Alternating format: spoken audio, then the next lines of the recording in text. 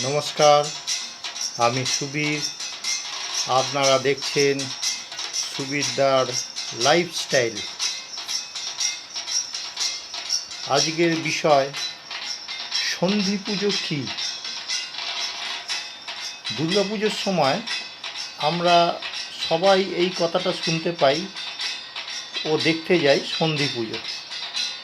সন্ধি পুজোর মানে সন্ধিক্ষণে যে পুজো, অষ্টমী ও নবমীর সন্ধিক্ষণে যে পুজো হয় তাকে বলা হয় সন্ধি পুজো। এই সন্ধি পুজোর সময় হলো অষ্টমীর শেষ 24 মিনিট ও নবমীর প্রথম 24 মিনিট। এই বিশেষ পুজো হয়ে থাকে। এই 48 মিনিটের মধ্যেই দেবীর পূজা, আরতি, বলিদান সব কিছু করার নিয়ম। এই সময়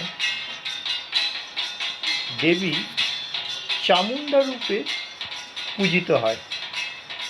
দেবী দুর্গা অন্তর থেকে মায়া, মমতা, স্নেহ সব কিছু মুছে যায়। তাই এই পুজোর সময় দেবীর সামনে দাঁড়াতে নেই বা সামনে থাকতে নেই। চামুণ্ডা দেবী অম্বিকার আর এক রূপ। অসুররাজ শুম্ভের সেনাপতি ধূম্রলোচনকে হত্যা করলে শুম্ভ প্রচণ্ড ক্রুদ্ধ হন। কম্পিত কণ্ঠে চণ্ড ও মুণ্ড দুই মহাসুরকে আদেশ করলেন দেবীকে চুলের মুঠি ধরে বেঁধে নিয়ে আসার জন্য।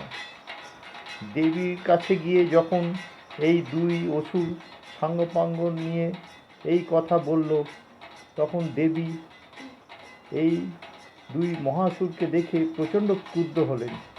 ভীষণ ক্রোধে ভয়ঙ্কর রূপ ধারণ করলেন। দেবী একে একে অসুরদের নিধন করতে থাকলেন। চণ্ডমুণ্ডকে নিহত করে তাদের মুণ্ড দুটি দেবী চণ্ডিকার কাছে উপহার দিলেন। চণ্ড ও মুণ্ডকে হত্যা করেছিলেন বলে দেবী চামুণ্ডা রূপে পূজিত হন।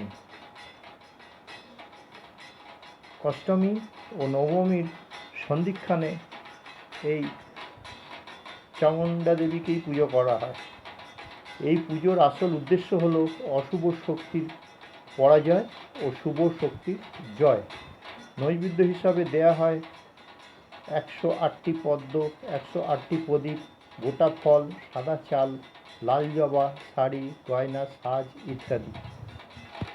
সন্ধি পুজোর পদ্ম হল ভক্তির প্রতীক, প্রদীপ হল জ্ঞানের প্রতীক, চণ্ড হল প্রবৃত্তি বা ভোগের প্রতীক, মুণ্ড হল নিবৃত্তি বা ত্যাগের প্রতীক। 108 প্রদীপ জ্বালিয়ে 108 প্রদীপ জ্বালানো হয় এই কারণেই যে যাতে সংসারের সমস্ত অন্ধকার দূর হয়। কথিত আছে এই সন্ধিক্ষণেই রাবণ বধ হয়েছিল। আমার যতটুকু ধারণা ছিল আমি এটা খুবই সংক্ষেপে বললাম। আশা করি আপনাদের ভালো লাগবে। বলাতে একটু হয়তো ত্রুটি আছে, আমাকে মার্জনা করবেন। এরপর দিন আবার ভালো ভিডিও নিয়ে আপনাদের সামনে হাজির হব। আজকের ভিডিও শেষ করছি।